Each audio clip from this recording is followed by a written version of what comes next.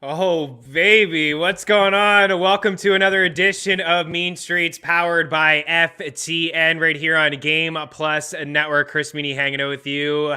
As per usual, my guy George does it again. Look at this sharp new layout he's got for me. Love it. And everyone's hanging out here today. Absolutely love it, guys. Happy Thursday. We're going to have a fun show here for you today. We're going to talk all sports. Yes, a little bit of Major League Baseball. Could they be any more petty? These owners officially on strike. I guess the first work stoppage, like 27 years.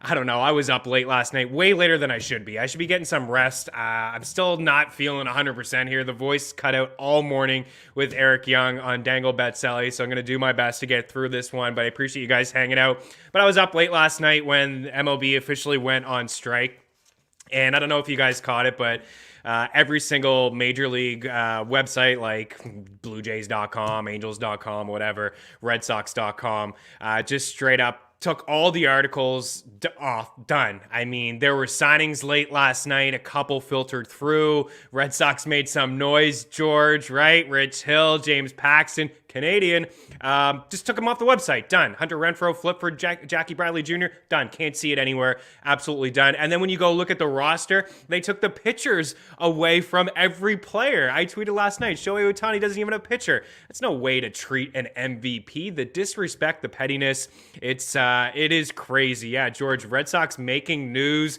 McCormick, oh baby, Sean Evans, this is clean. Appreciate the FTN crew hanging out with us live as well. Derek Brown, oh my, this looks clean. Gonna be hanging out with D-Bro tonight to break down the Thursday night football game between the Saints and the Cowboys, a little FTN daily action for you. I mention Debro all the time on this show. The guy is super, super sharp. His game breakdowns are phenomenal. Even if you're not a big DFS player, you're just maybe you're sprinkle a couple bets here, some season-long stuff, or just like, you like reading about football and learning about play calling and pace of play and just, looking at some of the showdown matchups.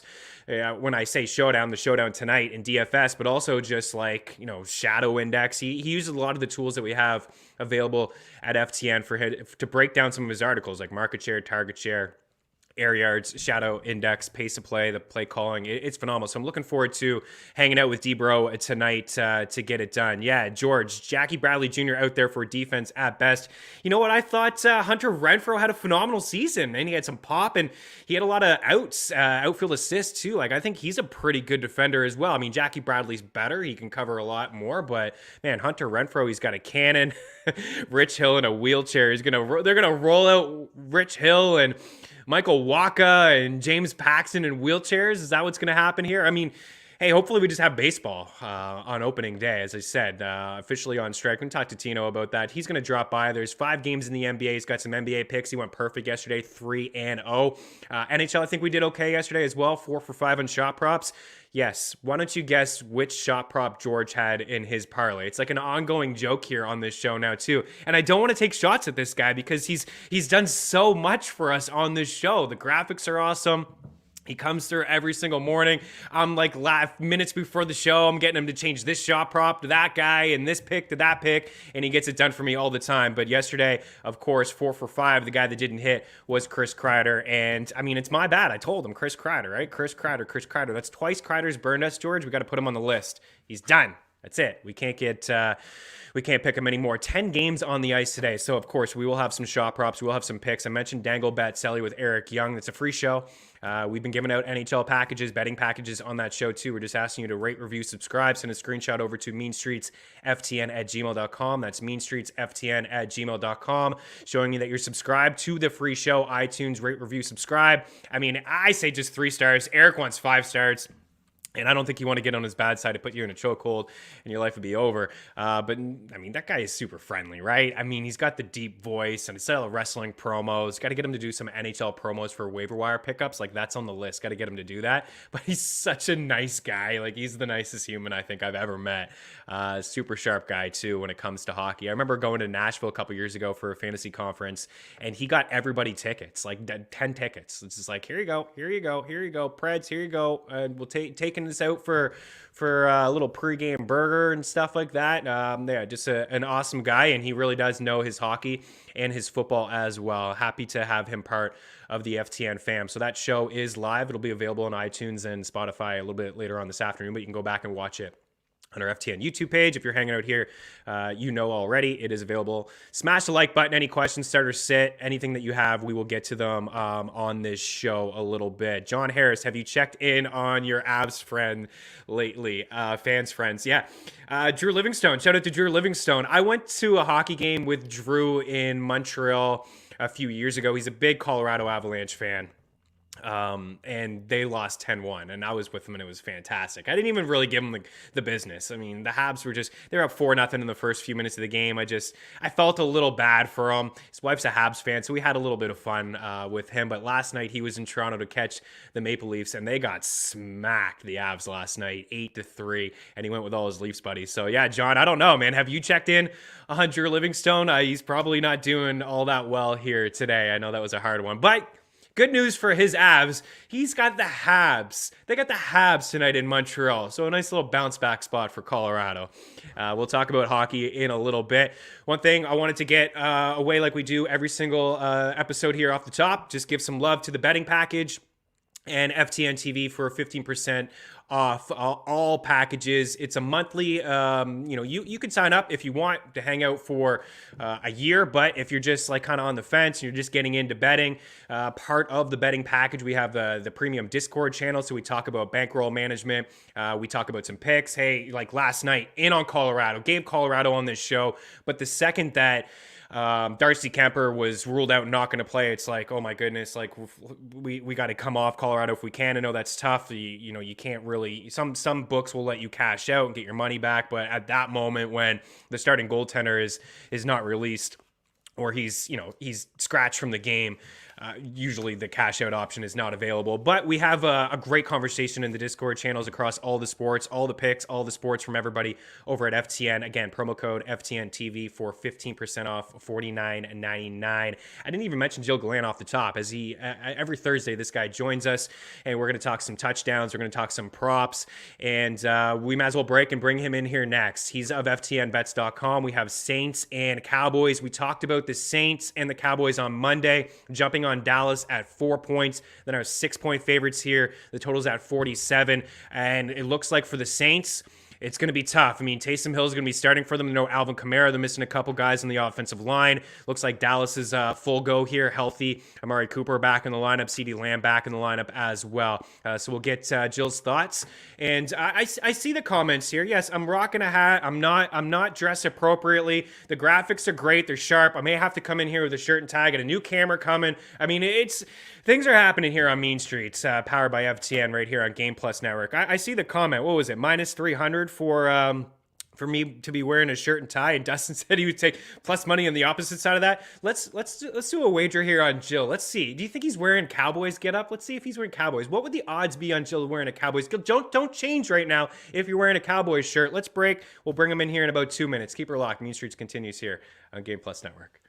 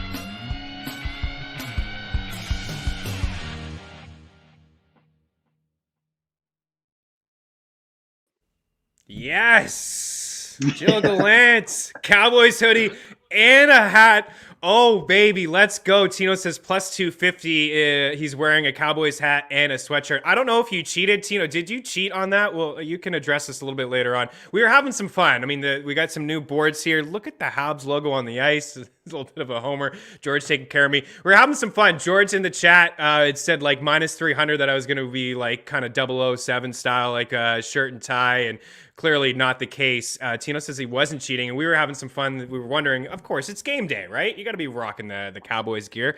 Welcome in, man. How you doing? Yeah, I mean, we haven't seen each other in a week. We were hanging out last week for Thanksgiving games.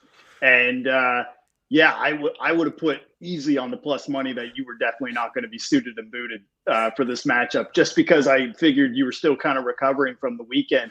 And myself, I'm actually recovering. Like when I have a bad hair day and it's just not working, and again, something that I didn't think I'd have to think of at 37 years old, I got to put a hat on. And I think you can empathize with that thought.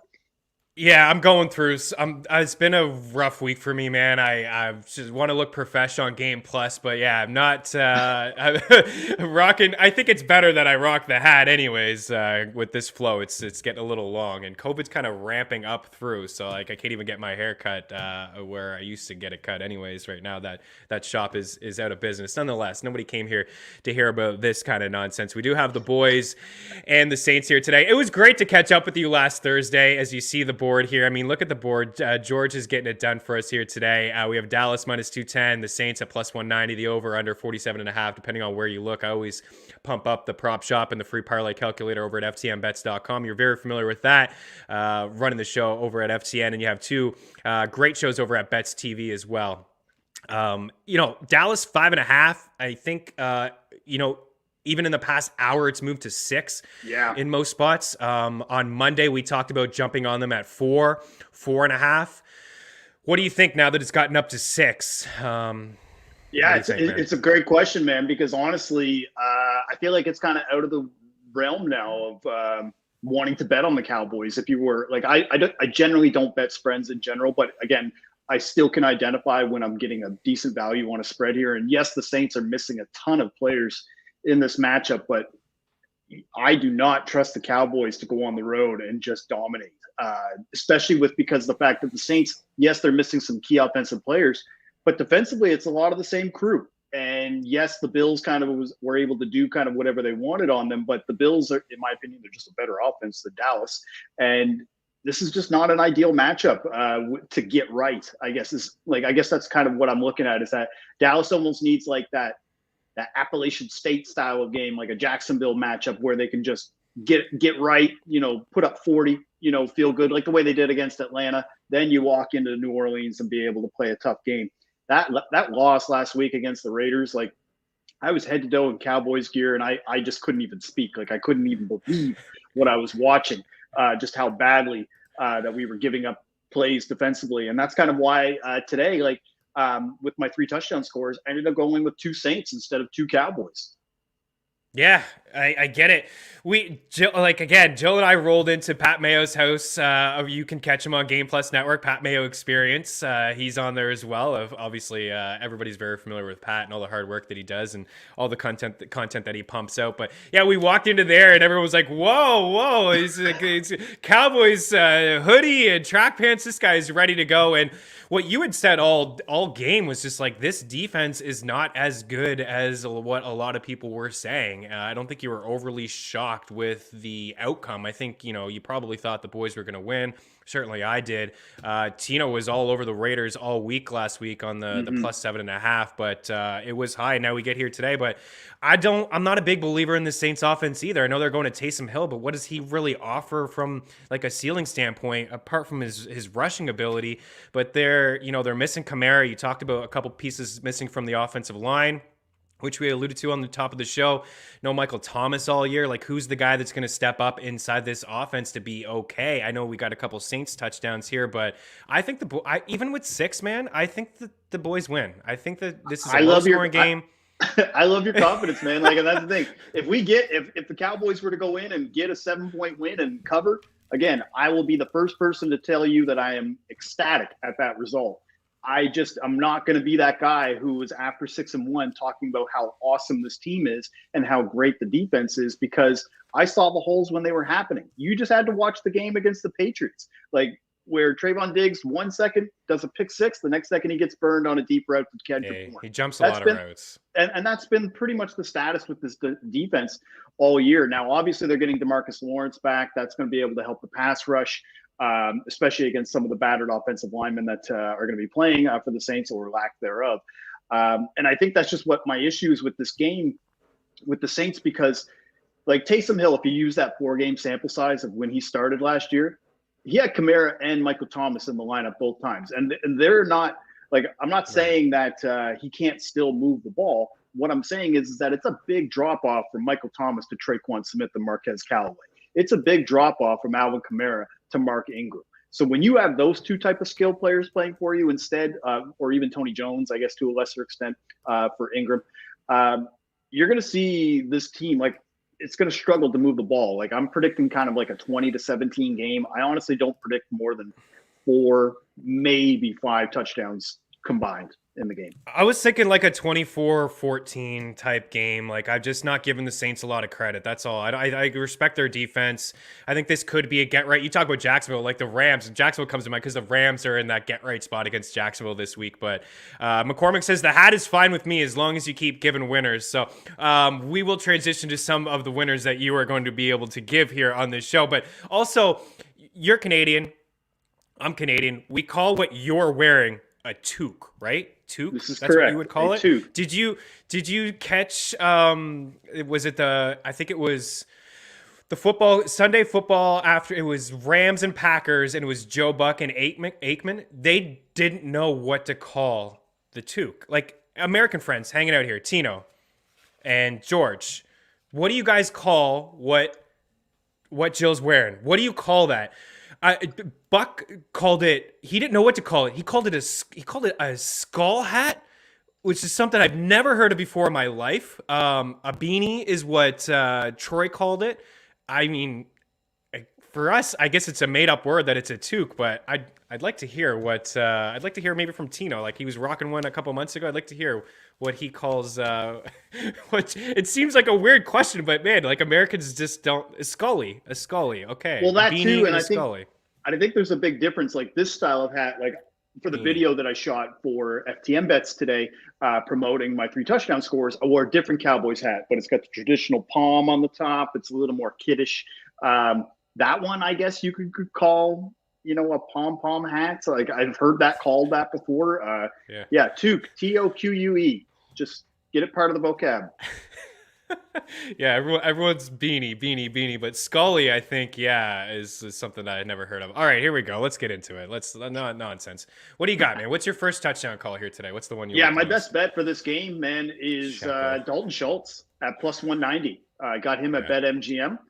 And the reason being is because when you start looking through all the different skill players for the Cowboys, especially from an odds price, like they're all completely overvalued. Like Amari Cooper and CeeDee Lamb, like they're sitting there at like plus 120, plus 130. Zeke, his knee's banged up. He's minus odds to score. Tony Pollard, I like Tony Pollard, but maybe not supposedly against this defense. And he's probably like plus 150 to plus 175. So for me, Dalton Schultz at plus 190, I thought offered the best value because he's the one player I feel like from a Cowboys standpoint who doesn't have any drama or issues surrounding whether or not he's going to play. His snap counts are 80% across the board, whether Jarwin plays or last week Sean McKeon or whatever. I can't even pronounce his name, but he scores his touchdown last week.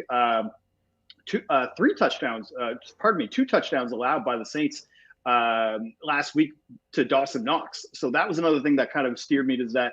Okay, the stats are saying right now, just based on what we've seen so far through 11 games, that tight ends basically can't do anything on the Saints. But Dawson Knox and the Bills basically proved otherwise, that is not the case because he basically did whatever he wanted in the red zone. So for myself, I was just like, okay, well, I think a tight end could still kind of replicate that kind of effort. Dalton Schultz is a type of pass-catching tight end that can do that. He's going to be out there to be able to help with the run game as well. So Dalton Schultz at plus 190 is my best Cowboys bet, probably my best bet of the game. Yeah, I like that one.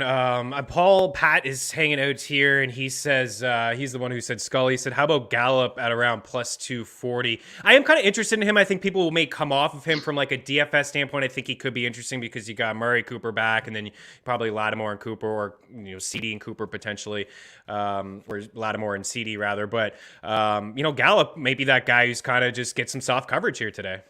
Absolutely, and I think with him, I would probably get better value looking at maybe his receptions prop more so than the touchdown prop. I think 250 or 240, anything over plus 200 for Gallup, I think is decent odds. It's just this defense is just so difficult to feel good about. Plus, it's also really difficult to kind of gauge which way the Cowboys are going to go this week. I find offensively, it's a different guy's day every week.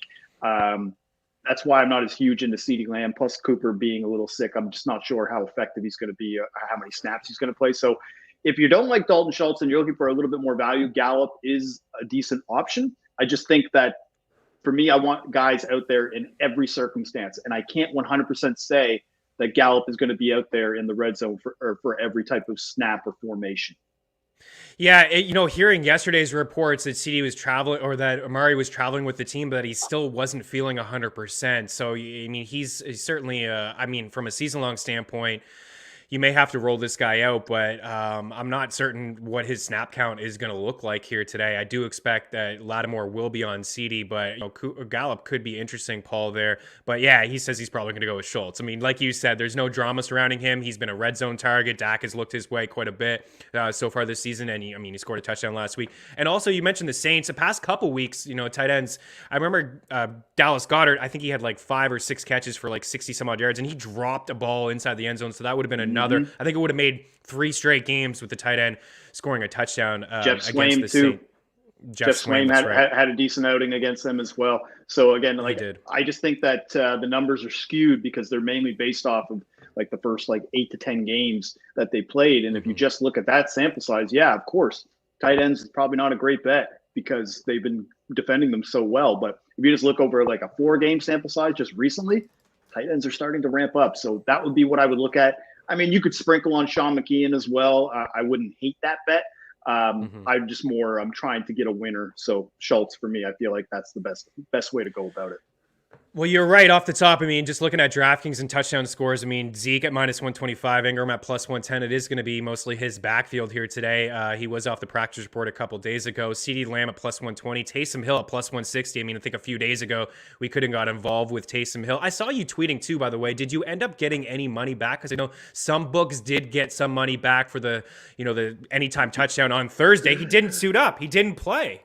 Yeah, so this is an interesting week for me with Taysom Hill. So last Thursday, I bet on him at plus 500. Thought I was getting, great odds. He ended up going down to plus 350 by kickoff. Well, he didn't ever take the field, didn't take a snap. But because he was considered as a runner, because he dressed, some sports books felt that was considered active, so they didn't refund. Now, other books, I'm not going to name names on what books did what. I'm just going to say that some books did refund that bet as like a sign of almost like good faith, proper betting etiquette, I guess would be the best way that I would probably characterize it. But then now this week, just yesterday, I tweeted out about Taysom Hill. I saw him at plus 275 at DraftKings. I was like, wow, that is great odds, especially with Kamara likely to play. Again, this is what I'm thinking yesterday. And I'm like, okay, grab it now. And then immediately, pretty much after they announced him as the starter, they dropped the odds down to plus 175, maybe plus 150, depending on the book that you use. Well, now I pretty much have seen every single touchdown scorer better. Pretty much anybody who's out there is touting Taysom Hill to score. So already that makes me very worried betting on Taysom Hill because sportsbooks just don't give money away. They're not just going to see that everybody's on Taysom Hill and then just kind of, again, that's kind of like conspiracy. I'm not going to just put my name on that kind of thing. But at the same time, in my history, it's rare that you see a consensus touchdown score bet like that, and then he still comes through. So then that's why I've now gone the other way and said, I'm not going to make Taysom Hill an official pick. I did get him at plus 275, but by the time I was ready to post picks and come on the show today, he's dropped down to plus 175. That's a stale line. I'm not going to give that out for people to be able to bet who may have missed that tweet. But I do not love the idea of Taysom scoring today just because in those games, like I said last year, he had a Kamara, he had a Michael Thomas to be able to kind of shoulder the load, like just quick dump off to Thomas, let him get some yards after catch.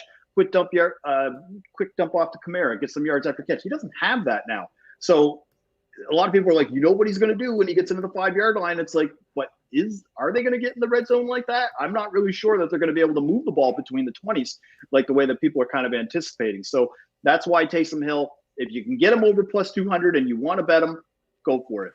I just would say that anything under plus 200 is not good value for this based on what we're seeing and based on the matchups and based on also his historical odds. Because even last year when he had that 4-game stint, he was around plus 150, plus 175 as well. Yeah, he had 4 touchdowns in that 4-game stint. 2 against the Falcons in his first start. Games. Yeah, that's right. Two touchdown games. And his rushing yards, 49, 44, 83, and 35. I kind of like him over 38.5 at minus 110. It's all right. I'm seeing FanDuel plus 220 for him. Anytime touchdown, I think that's okay too. But yeah, you follow Jill on Twitter. You follow FTN Alerts. You get the best possible odds right away when we make that bet. That's part of just being, even if you aren't part of the FTN fam, you follow that account, you see the bet right away. I mean, it wouldn't do you any good. You see that Jill's making the bet, but you don't see the pick. So you really would have to be part of the package. But things that we do, we tell our subs in the Discord channel, listen, this is good odds. You can get it at this book. It's probably going to come down. And that's exactly what has happened. But plus 220 is not bad. Even the games that he didn't start for the rushing yards, 35, 54, 45, just kind of getting sprinkled in there. So I do think, at 38.5 is not bad. But yeah, looking at the rest of the Saints, like this is where the value is, right? I was rolling through all Pollard plus 165, Gallup plus 175, Schultz plus 180, Cooper plus 180. Like, my goodness. And then you really get into the Saints, Callaway at 220, Treikwan plus 250. It's just little Jordan Humphrey plus 550. How about Jawan Johnson? Talk to me about him. Get involved. So he is, meaning you're right. He is my long shot bet today. Jawan Johnson at plus 800. I was able to get that at BetMGM this morning. And part of the reason why I bet him was not only just because he's ascending to tight end 1 status because of Adam Troutman now being out for the year. So automatically you're getting a tight end 1 at plus 800. That automatically is a red flag, but also an alarm bell of like, oh my God, I need to bet this. Secondly, how often do you think that you can get a guy that has scored 3 touchdowns this year at those kinds of odds? Like it's not very often that a guy has 3 touchdowns on the season and you're getting him at better than say like plus 500. And with Taysom at quarterback, like especially because his propensity to run, they're going to need all the blocking help they can get. So I can see a lot of 2 tight end sets. That's why even like if somebody wants to throw out the idea of Garrett Griffin at like plus 1,600, I've seen him at like, for a couple bucks or a sprinkle or whatever you consider a sprinkle. I wouldn't be against that either because honestly, the Dallas defense has not been defending tight ends well at all this year as well. So, plus 800 for a long shot on Jawan Johnson, I think is a solid bet. My best bet for the Saints, though, is actually Treikwan Smith. I got him at plus 340 at FanDuel, and he's only played 5 games this season. But when you look at the stats, he's already has more red zone targets than Marquez Callaway and Deontay Harris. And he's got 2 touchdowns this season, 7 red zone targets over the last 3 games. And then I started to kind of look, okay, like what has he been like when he had Taysom as a quarterback? Because in that 4-game stint, Treikwan played 3 games with him. In those 3 games, 8 catches, 185 yards, and a touchdown. So when you're getting that at like plus 340, I think I've seen him as high as plus 400 now at FanDuel, for example. That's a decent spot for me. You could convince me of Marquez Callaway if you want to. I'm not worried about the Trayvon Diggs matchup. Like, it doesn't really matter who he faces. I think either wide receiver could beat them. It's just more, are you banking on Taysom to throw the ball? And the only scenario that I see Treikwan getting it is like within a 15-yard pass, like towards the end zone, maybe like in the back corner of the end zone, or like a 45-yard pass, like over the top of the defense. That's really the 2 instances that I see him scoring a touchdown today. And at those odds, I'm willing to take that risk. Yeah, George is asking a question about Callaway. Yeah, more than 28 receiving yards. Are you interested in that at all? I'm with you on Treikwan, man. He's plus money, 3.5 grabs at plus 140. And 39.5 receiving yards is okay. And I am seeing at FanDuel for Jawan Johnson at plus 850. So, that's pretty solid as well. What do you think about Callaway over 28 receiving yards? Just with what you talked about with Diggs, there could be a couple of those jump routes. You never know, right? He jumps one and then he doesn't get it. We could get it just on one catch. But I do like Treikwan a little bit more. Yeah, I think the yardage play I like, especially at 28.5. I figured it would be like mid-30s because at the end of the day, he is still wide receiver one on that team. He leads the team in targets. Like, it's not this is me more kind of just trying to go after value on Treikwan more so than disparaging Marquez Callaway, because I mean, Callaway, he has more touchdowns this year. He's been more consistent so far this season as far as like front to back. So yeah, over 28.5 yards. I think 30 yards is very doable for him, especially against this defense. It's just more, you're kind of banking on Taysom, and I haven't seen him throw a ball in a while. I think the last time I saw him throw a ball, he threw an interception against the Giants, I think. So, it's going to be interesting tonight. He does have like a bit of a deep ball, like he can air it out, right? But Treikwan or Callaway is now moved up. I'm seeing George at 30.5 on FanDuel's like the lowest. He's kind of creeping up to the low 30s, 32.5. But he's plus 102 to have 3 grabs here today. Again, I mean, he hasn't had 3 catches. He's only had 5 catches in his last 3 games. He hasn't topped 2 since week 9 against the Falcons, but I just think this is going to be like what the Saints have done all year. Slow the pace down, try to win on defense, run the ball with Taysom, run the ball with Mark Ingram. I'm looking for some Mark Ingram like catch props. Like if you're looking for a guy to catch some balls, like I wouldn't be shocked if Ingram, and now Ingram's just popped up here. So 46.5 rushing yards, 13.5 rushing attempts. I take the over on the rushing attempts. I think he runs the ball more than 13 times. His receiving yards is 20.5. I like that as well. I'm not really seeing any catches. I think he's going to be the guy. It's just Taysom. And Taysom doesn't even have a long history of dumping it off to Kamara either. We have that little bit of a sample size where it's like Kamara with Breeze and Kamara with Taysom, and it's basically cut in half. I think it was like 8 targets to 4 targets. So it's really hard to kind of get a feel on this Saints team and how it's going to run. We got to get out of here, but there's Tino does say nobody is talking Dak rushing touchdown yet. No, not in on that one. Are you? Yeah, well, so here's the deal with Dak. So I took him last week against the Raiders, and I don't think it's really a hot take to say that the Raiders defensive line is not as good as the Saints defensive line. And he didn't even try to run the ball. He's only scored 1 touchdown this year. It was against Atlanta when the game was already in hand.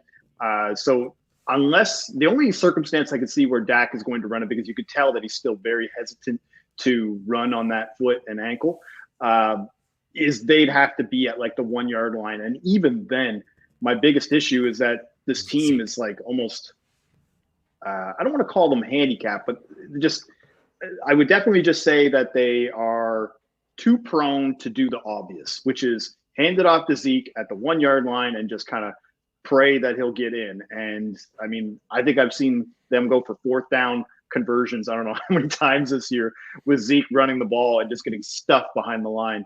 I can see a lot more of that tonight. And I would maybe look at Pollard instead, or Pollard. Pollard would probably be the better option, I think, to score than Zeke, in my opinion, just because of the bruised knee. Yeah. We're going to continue the football talk. Tino's going to drop in here where he's got a same game parlay. We'll continue talking about this game here this evening. Jill, always appreciate your time. Again, GDog5000 on Twitter. Check out FTN Bets Media, the Twitter handle. He's the host of Touchdown Town and Dog a Day Afternoon, and he really is the king of calling touchdowns. It's great to talk to you, sir. Great toque. Good luck to your Cowboys. I wouldn't mind a Saints win. I'm just saying. Wouldn't mind a Saints win. Of course you would as an Eagles fan. Why wouldn't you want to see the Cowboys lose? I'm selfish. But I am on Dallas today, so it's all good. All right, appreciate your time. Keep her locked. Mean Streets continues. Talk some NBA, some NHL, and a little bit more Dallas and New Orleans here on Mean Streets. Don't go anywhere.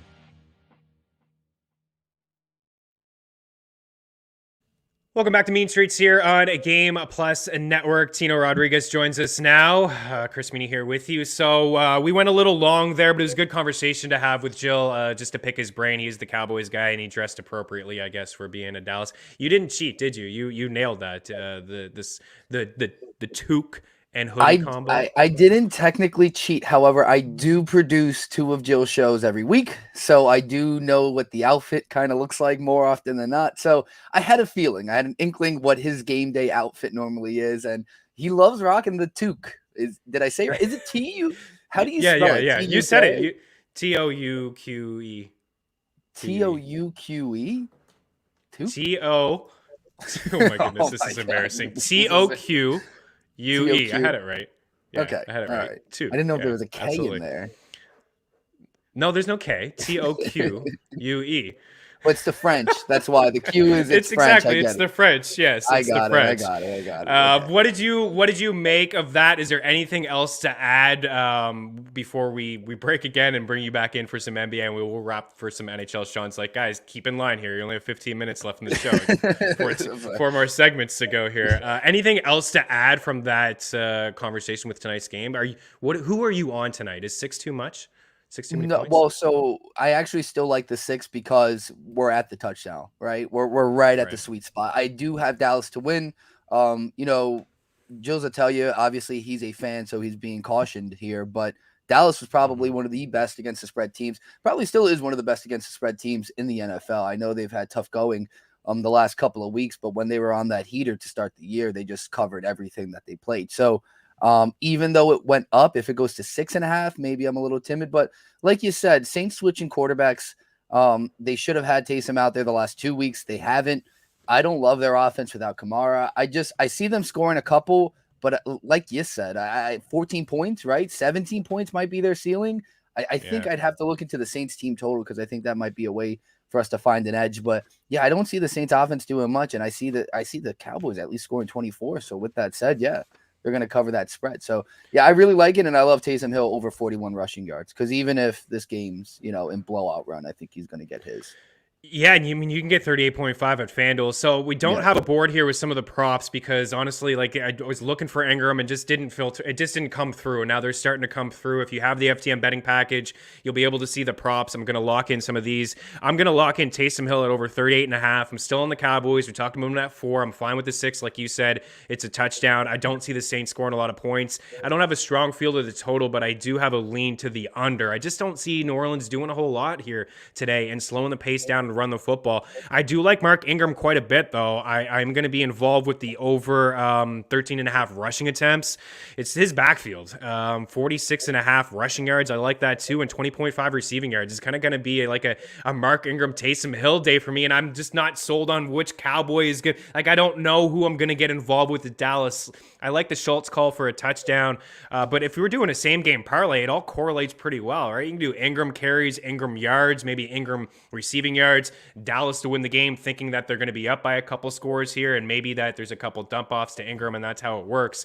And also with Taysom Hill there. Is there anything you want to add from like a same-game parlay? Yeah, I liked hearing the advice from a Cowboys fan because I think immediately I geared towards Pollard with the idea that, Zeke is a little banged up. That's why I mentioned the Dak rushing touchdown, only because Pollard, believe it or not, hasn't scored.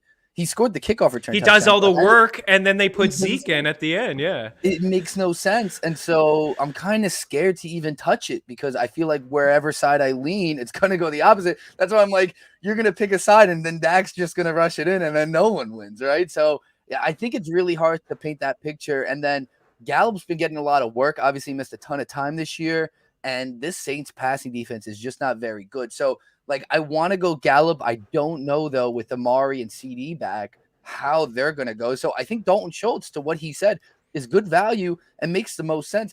And for what it's worth, Schultz scored 4 touchdowns, including last week, but had 3 touchdowns prior to that, and he scored those in back-to-back weeks, right? So I think, based on that, obviously very small sample size, but let's see if it continues, right? Let's see if he can score in back-to-back weeks again. I don't think it's a bad idea to ride that hot hand. And also, let's remind everyone that there really isn't another tight end there. I mean, they have some backups. I know the backup scored last week, but no Blake Jarwin. So I think is his tight end position to field, and I think he's going to get a lot of work. And the Saints are vulnerable to the tight end over the last couple of weeks. So I think Schultz is a really good bet. I know I'm just echoing Gilles, but he's the best. Yeah, I agree. No, I agree. I think he is too.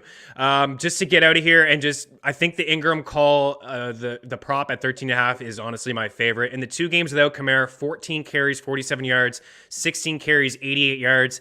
He had 4 catches for 61 in game number 1 without Ingram, and then he had 6 catches for 25 yards in game number 2. So he has cruised past the rushing yards. He's cruised past the attempts and the receiving yards as well at 20.5. Like once I've done this show, I'm going to be putting in those into the bet tracker and be betting it myself. We got a break. I want to give you a little bit more time than like a minute to give some NBA picks. So even though you crushed it yesterday, 3-0, McCormick, keep an eye on the clock. We're going to break. I got NHL picks, props, and then at the end of the show, we'll bring you back in for some NBA talk. And McCormick, want to hear from you. You're super sharp. Who are you on? Let us know, and we'll talk about it after the break here on Mean Streets.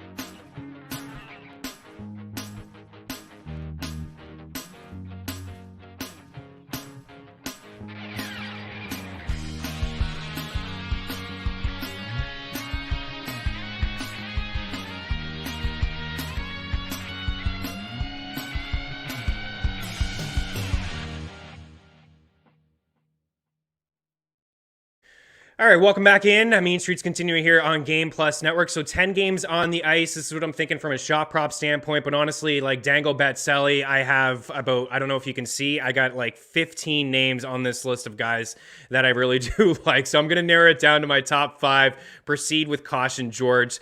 So from a shot prop standpoint, here we go. Man, looking slick. I like this new layout here. It's pretty sharp. So Huberdeau is plus money. Got to start my timer. Huberdeau's plus money at 2.5 shots. This guy's been really good since Alexander. I mean, he's good anyways, but since Barkov's been out of the lineup, he's just been leaned on a little bit more. So he's cleared 2.5 in 9 straight games. A matchup here against the Buffalo Sabres, so a pretty good spot. Rupe Hintz, absolutely hot fire this month. I know we've turned into December, but all 10 of his goals came in the month of November. He's cleared 2.5 shots in 10 of his last 11 games and 14 of his past 17. He was plus money basically the entire time, and now I'm seeing him at minus 110. So still a pretty good opportunity for Rupe Hintz, and he's in a really good spot against the Blue Jackets, who are inside the top 5 when it comes to shot attempts allowed and shots allowed at 5 and 5 per 60 minutes. The Dallas Stars are playing really good hockey, and that line is super cheap from a DFS standpoint. George, I'll do all that, hit 14 of 15.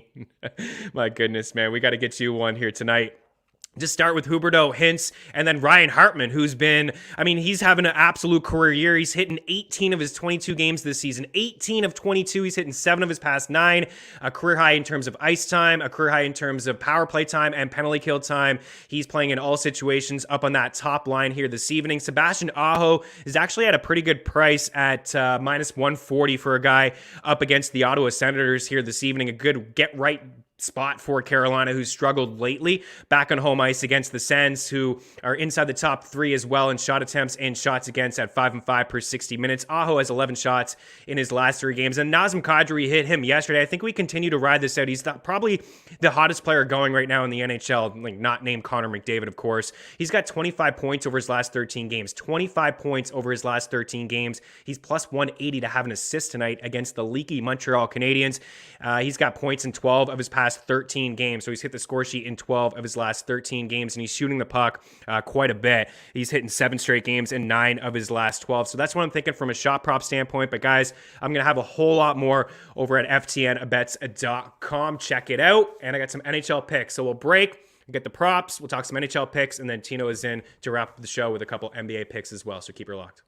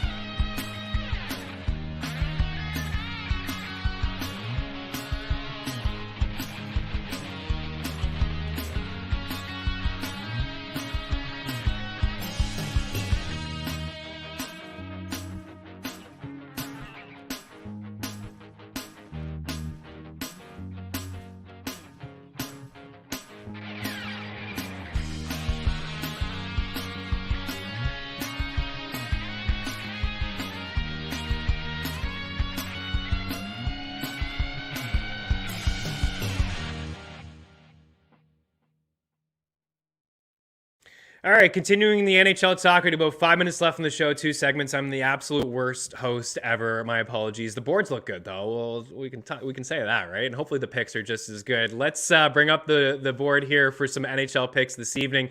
I kind of lean with some favorites. That's why I'm giving you guys some parlays here. Carolina to win by 2 and Florida to win by 2. The Panthers are just unbelievable on home ice. They came all the way back against Washington and outshot them like 26-2 in the third period to come back from a 4-1 deficit to win 5-4. A really good spot this evening against Buffalo, and then Carolina, as I mentioned, a get-right spot against the Senators. 1 win in their last 10 games, and they're struggling, and Carolina on a home ice pretty automatic. So I like both of those 2 teams to win by 2 goals. You put them into a parlay, plus 242. Dallas on home ice, I mentioned just how good they've been. Minnesota, one of the better teams on home ice as well, only 2 losses. And then Calgary on the road against the Kings. I like the under in that game too, as long as Jacob Markstrom does start.